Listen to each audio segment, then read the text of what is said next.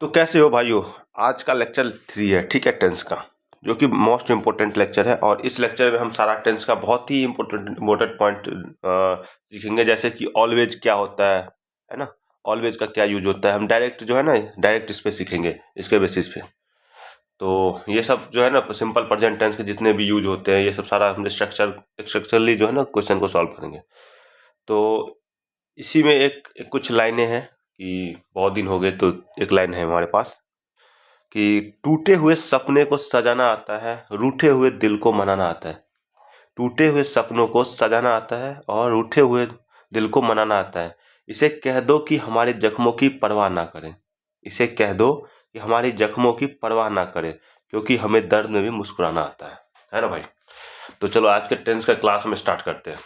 सबसे पहले मैं आपको बता दूं कि जो ये ऑलवेज होता है ना, ये ऑलवेज ऑलवेज कल मैंने एक स्ट्रक्चर दिया था आपको, ठीक है, सिंपल प्रेजेंट टेंस का, और फिर मैंने उस पर बताया था कि क्या होता है। आज मैं आपको कुछ चीजें हैं जो बताऊंगा ऑलवेज के बारे में, जो है ना, ये आप डायरेक्ट इसके बेसिस पे आप जो है ना एरर को फाइंड कर सकते हो। ठीक है, 2-3 पॉइंट है। सबसे पहले तो देखो ऑलवेज जो है ना, वो क्या क्या डिसाइड करता है।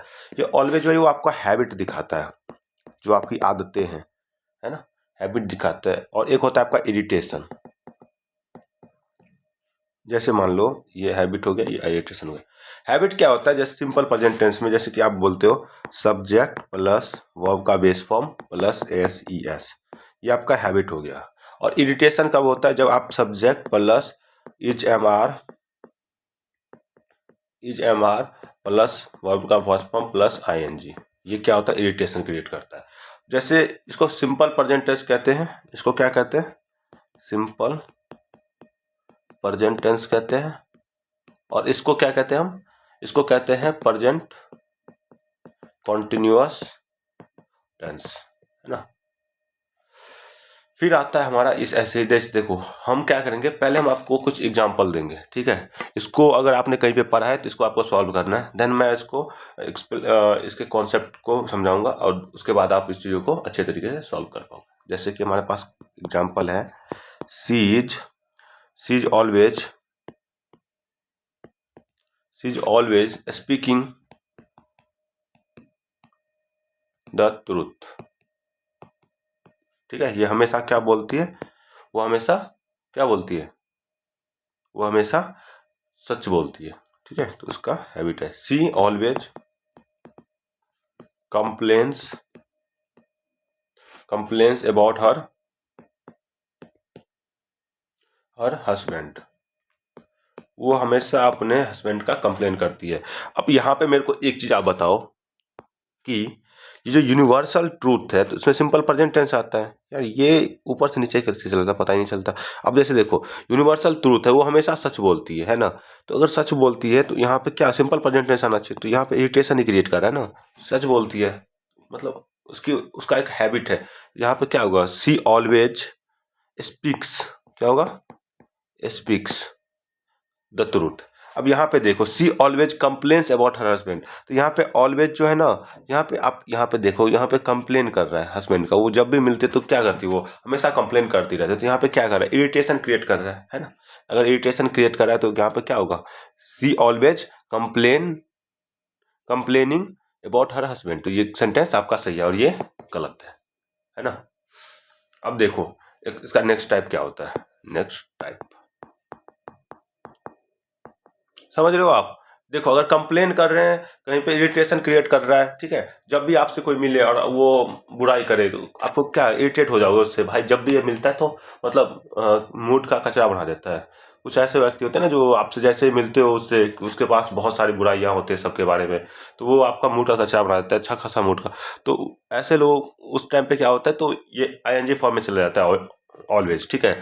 लेकिन अगर वहीं पे जो चीजें सच है, ठीक है, कोई रेगुलर बेसिस पे वॉकिंग करने जाता है, तो यूनिवर्सल ट्रूथ है, वो हमेशा जाएगा, वो हम कोई हमेशा सच बोलता है, ठीक है। तो ये सब क्या है, सिंपल प्रेजेंट टेंस में आएगा।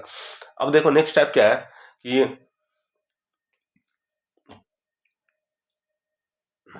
देखो हमने पढ़ा था कि जो भी सिंपल प्रेजेंट टेंस में होता है, जो भी यूनिवर्सल ट्रूथ होता है, उसमें हमेशा सिंपल प्रेजेंट टेंस आता है ना। तो हमें एक चीज बताओ, आप बताओ, आपको मैं एक एग्जांपल देता हूँ, ठीक है। The people the people in ancient time believed that the sun moves round the earth, है ना। अब मुझे ये बताओ, इसमें एक तो ये है आपका एग्जांपल, सेकंड एग्जांपल एक और, एक एग्जांपल आपके पास है, द साइंटिस्ट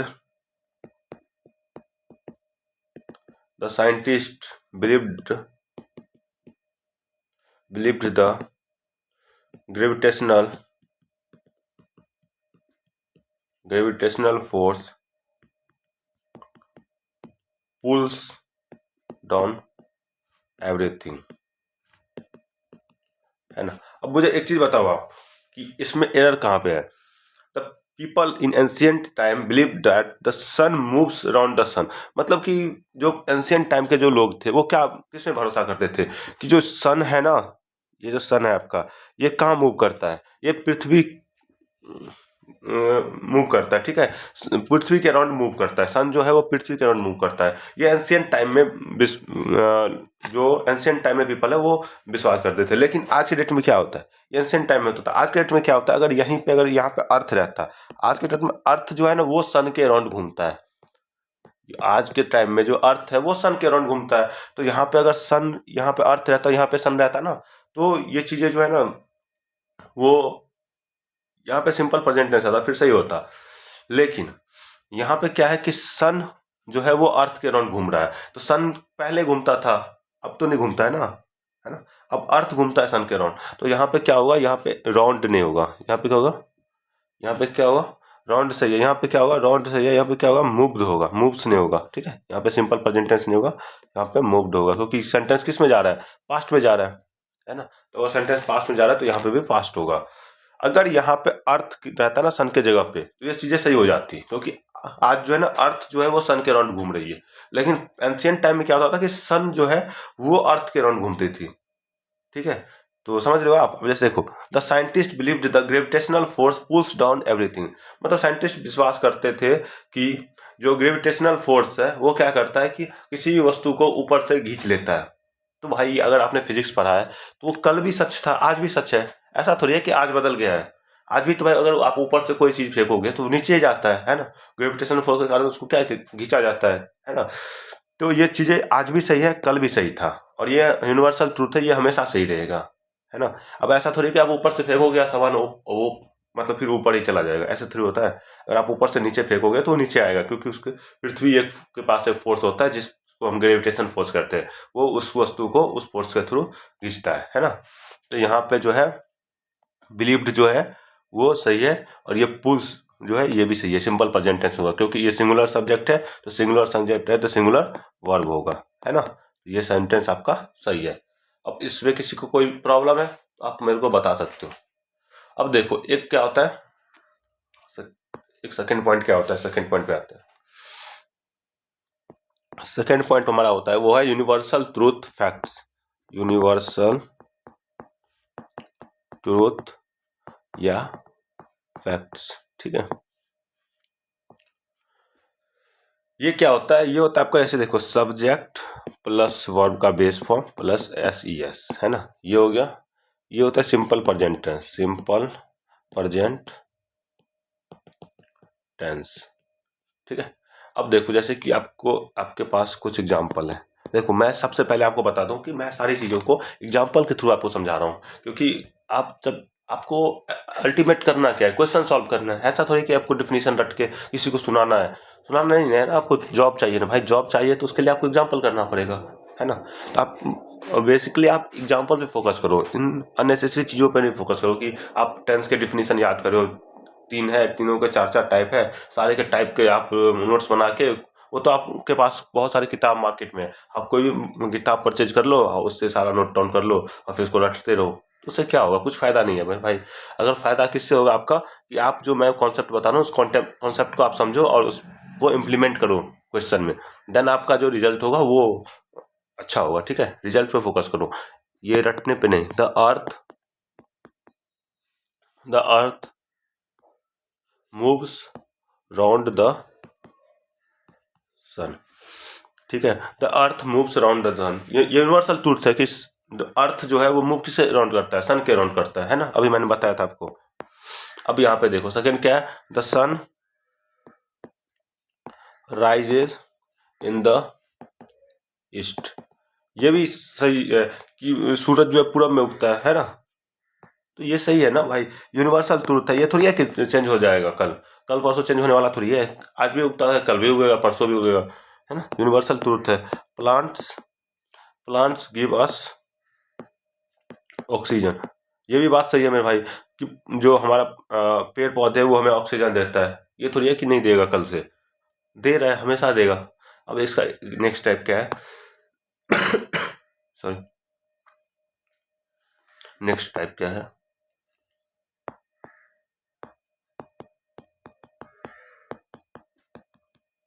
नेक्स्ट टाइप पे आते हैं। ठीक है, देखो मैं आपका टाइम वेस्ट नहीं कर रहा हूँ, मैं टू डी पॉइंट आपको बता रहा हूँ और चीज़ों को बहुत ही सिंप्लीफाई करके बता रहा हूँ, तो मुझे लगता है कि आपको चीज़ें एक बार में समझ में आ रही है। अगर आपको नहीं आ रही है तो आप मेरे को प्लीज़ कमेंट में बताना, मैं देन नेक्स्ट वीडियो से मैं उसको ट्राई करूंगा, कोशिश करने की। आपको जो भी इशू है ना वो आप कमेंट में जरूर बताना, मैं आपका हर एक कमेंट पढ़ता हूँ। ठीक है, जो भी आपका कमेंट में जो भी इशू होगा मैं उसको नेक्स्ट टाइम से इम्प्लीमेंट करने का ट्राई करूंगा कि वो अच्छा हो। ठीक है, तो ये नेक्स्ट टाइप जो होता है ना सिंपल प्रेजेंट टेंस का होता है। जैसे देखो एक होता है the train leaves at 5:30 in the morning. Second हो गया आपका the train will leave at 5:30 in the evening, है ना। उसके बाद एक होता है, ये देखो अब इसको कैसे हम समझेंगे, है ना, इसको सॉल्व करने के लिए ये जो हमारे पास एग्जांपल है दोनों को, इसको सॉल्व करने के लिए हमें थोड़ा सा कॉन्सेप्चुअल क्लैरिटी चाहिए। ठीक है, देन हम इसको सॉल्व कर सकते हैं। तो चलो इसके पीछे का कॉन्सेप्ट क्या है, पहले कॉन्सेप्ट सीखेंगे और आप खुद इसको सॉल्व करोगे, देखना आप ये कॉन्सेप्ट अगर देख लोगे तो आप खुद सॉल्व करोगे। जैसे देखो हमारा कॉन्सेप्ट क्या है, कॉन्सेप्ट हमारा है fixed action in future, fixed action in future, fix action in future. जैसे देखो आपको आपके पास एक है सब्जेक्ट प्लस वर्ब का बेस फॉर्म SES, है ना, सब्जेक्ट बेस फॉर्म और SES। अब जैसे देखो फ्यूचर में क्या होता है,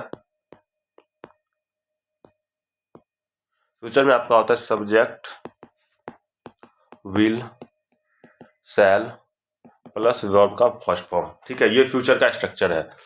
अब इसको अच्छे तरीके से कैसे समझेंगे, ऐसे समझेंगे जैसे हम बोलेंगे आई शैल गो टू दिल्ली टुमारो, है ना, टुमारो। एक एग्जांपल ये हो गया। सेकंड एग्जांपल हमारे पास है ही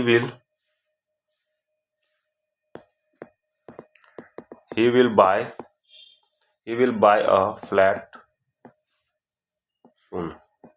ठीक है, थर्ड एग्जांपल हमारे पास है the PM will give a speech tomorrow. अब मुझे आप एक चीज बताओ, ये एग्जांपल है, ये आपका क्या है, फिक्स है, इसमें से कौन सा फिक्स है कौन सा नॉट फिक्स है। ये आई शैल गो टू दिल्ली टुमारो, मतलब आप कल दिल्ली, मैं कल दिल्ली जाऊंगा, मतलब कुछ जरूरी थोड़ी है कि मैं चला ही जाऊंगा, कितना परसेंट चांस है कि मैं जाऊंगा, नहीं भी जा सकता हूँ। कोई भी अगर मान लो कोई भी शादी किसी का फिक्स हो गया, कुछ भी ऐसा रीजन आ गया जिसकी वजह से मैं नहीं जा सकता, 90 बहुत कम चांस है कि मैं जाऊंगा। ठीक है, 50% चांस है कि मैं जाऊंगा, 50% ना भी जा सकता हूँ, अगर कोई ऐसा इमरजेंसी है तो मैं नहीं भी जा सकता हूँ। ठीक है, और he will buy a flat soon, मतलब ये फ्लैट खरीदेंगे, वो फ्लैट खरीदेगा, लेकिन क्या गारंटी है कि वो कल ही फ्लैट खरीदेगा, नहीं भी खरीद सकता मेरे भाई, वो जल्दी खरीदेगा। अगर मान लो उसकी जॉब लगी, 50,000 की जॉब लग गई, तो उसको पता है कि मैं फ्लैट खरीद लूंगा। लेकिन इन केस अगर उसका 2-3 महीने में जॉब नहीं रहती है उसके पास, तो वो क्या करेगा, फिर नहीं खरीद पाएगा, है ना। फिर अगर फिर जैसे उसकी 50,000 की जॉब लगी तो आप लोगों को लगा कि ये तो फ्लैट पक्का खरीदेगा, लेकिन जैसे उसकी जॉब उसके हाथ से निकल गई, फिर वो 20-25 हजार की जॉब पे आ गया, तो उसको अब पता है कि अब वो नहीं खरीद पाएगा।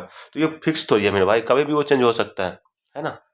अब जैसे देखो, the PM will give a speech tomorrow, ये तो भाई फिक्स है ना। ये फिक्स इसलिए है क्योंकि अगर पीएम पीएम ऐसा थोड़ी, आम आदमी थोड़ी है कि अगर इन्होंने कह दिया सो के उठे सुबह 5 बजे और बोले कि मेरे को कल स्पीच देना है, ठीक है, और सब कुछ तैयार हो जाएगा, ऐसा थोड़ी है। अगर उनका स्पीच देना है तो उससे पहले जब उनका स्पीच देना है मान लो, तो आज से 2 से 3 महीने पहले ही उनका सब कुछ पूरा स्ट्रक्चर पूरा तैयार हो जाता है कि सारा कुछ पूरा जो भी उनका सिक्योरिटी गार्ड होता है सब कुछ तैयार रहता है, पहले 2-3 महीने सब कुछ शेड्यूल रहता है उनका।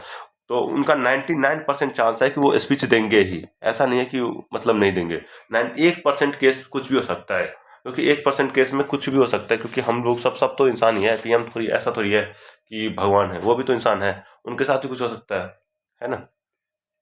तो 99% केस में क्या होता है, ये सही होता है। देखो अब फ्यूचर के बारे में मैं बताता हूँ, फ्यूचर के बारे में क्या होता है, ये फ्यूचर क्या होता है। फ्यूचर में देखो दो पार्ट होते हैं इसके, एक होता है आपका फिक्स एक्शन, एक होता है आपका not fix action. Not fix action, ठीक है। फिक्स एक्शन क्या होता है, subject will shell plus verb का बेस फॉर्म, ठीक है। एक जैसे आप इसका सब्जेक्ट बेस फॉर्म या SES, ये दोनों दोनों फिक्स एक्शन है। अब फिक्स एक्शन जब होगा ना तो आप दोनों यूज कर सकते हो, विल शैल भी यूज कर सकते हो और बेस फॉर्म के साथ आप SES भी यूज कर सकते हो। लेकिन नॉट फिक्स के केस में क्या होता है, यहाँ पे क्या होगा, यहाँ पे देखो, यहाँ पे आपका क्या होता है, सब्जेक्ट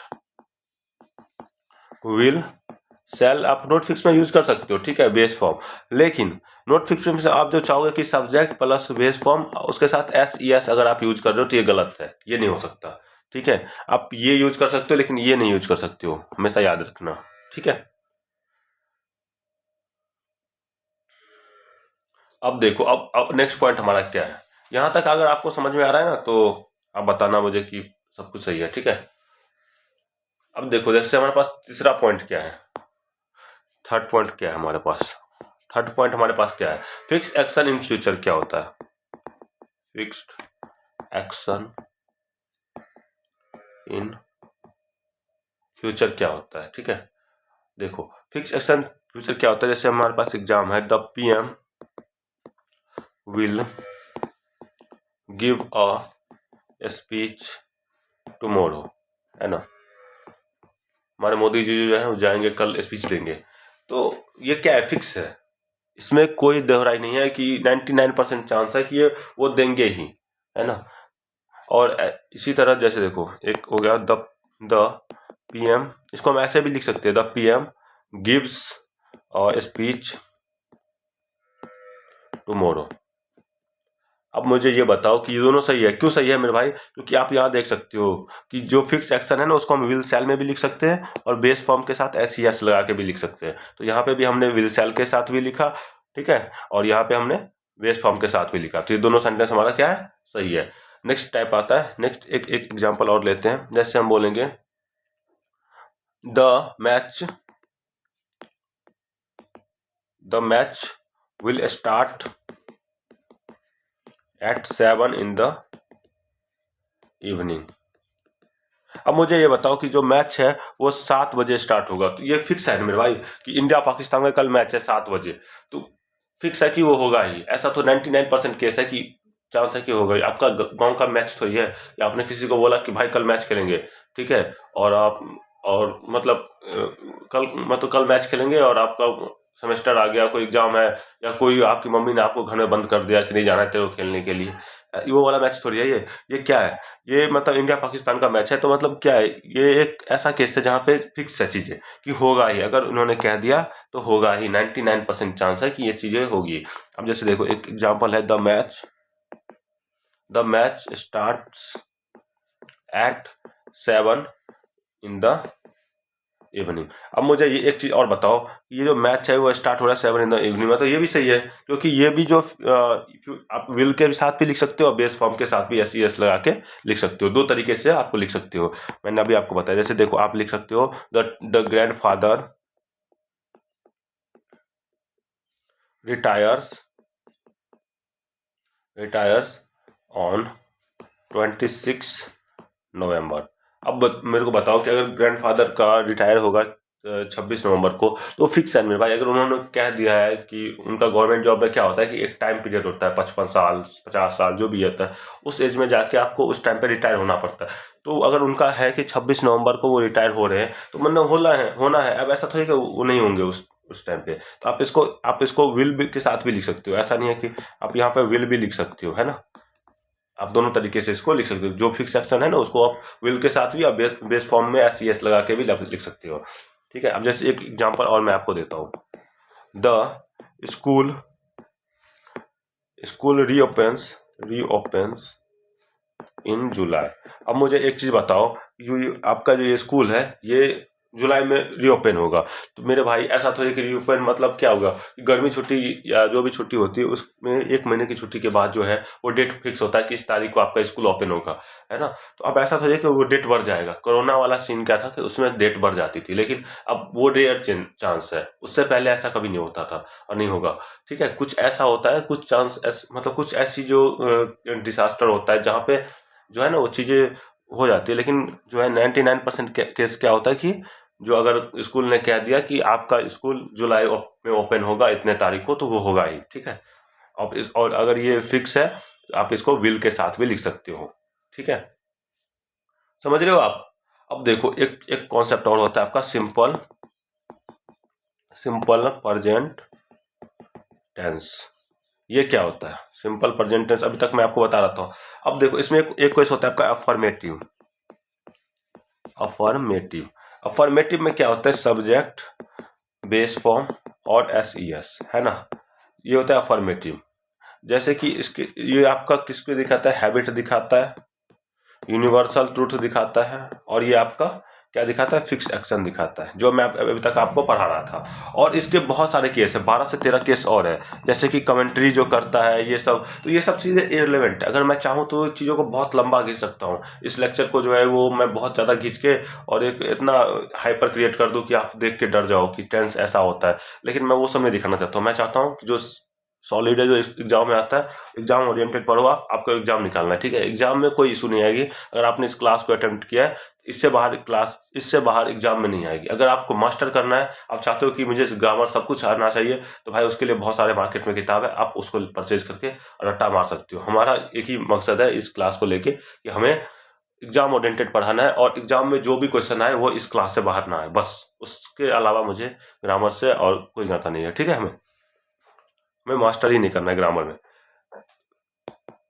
उसके बाद एक होता है इंट्रोगेटिव।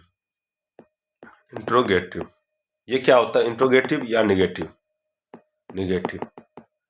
ये क्या होता है, ये आपका डू और डज होता है, डू और डज, है ना। इसको हम नेक्स्ट क्लास में सीखेंगे। और ये हमेशा याद रखना कि डू हमारा प्लूरल होता है और डज हमारा सिंगुलर होता है। तो आज का क्लास आपको कैसा लगा, आप प्लीज मेरे को कमेंट सेक्शन में बताना। ठीक है। और जो भी चीजें हैं, वोकैबलरी का भी हमारा क्लास अपलोड होने वाला है। कल का वोकैबलरी का क्लास में थोड़ा सा इशू आ गया था। ठीक है। बच्चे लोग थोड़ा सा बाहर में शोर मचा रहे थे, तो चीजें मैंने बाद में देखी लेक्चर, तो मुझे बहुत बुरा लगा, तो मैंने उस लेक्चर को प्राइवेट कर दिया।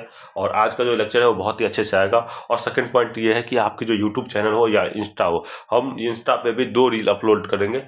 दोनों रील जो होगा वो आपका वोकैबलरी से रिलेटेड होगा। एक वर्ड का 5 से 7 मतलब 10 सिनोनिम्स होंगे, उससे एंटोनिम्स होंगे, उसका पिक्चर होगा, निमोनिक्स होगा। ऐसे करके हम इंस्टा पे भी रिलेवेंट चीजों को नहीं फैलाएंगे। ठीक है। हमारा मकसद एक ही है कि सोसाइटी को एक अच्छे डायरेक्शन में ले जाना। तो उसी मोटो के साथ हम इन चीजों को स्टार्ट कर रहे हैं। ठीक है। तो आपका जो भी क्वारी हो, जो भी चीजें आपको मतलब इस क्लास में जहाँ भी कोई भी आपको प्रॉब्लम क्रिएट हुआ हो, आप मेरे को कमेंट में बताना, मैं आपको रिप्लाई करूंगा। हो सकता है तो मैं आपको पर्सनली कॉल करके भी समझा सकता हूँ। ठीक है। तो आप प्लीज़ एक कमेंट जरूर करना। ठीक है। और कैसा लगा क्लास, आप प्लीज़ मेरे को बताना। Thank you.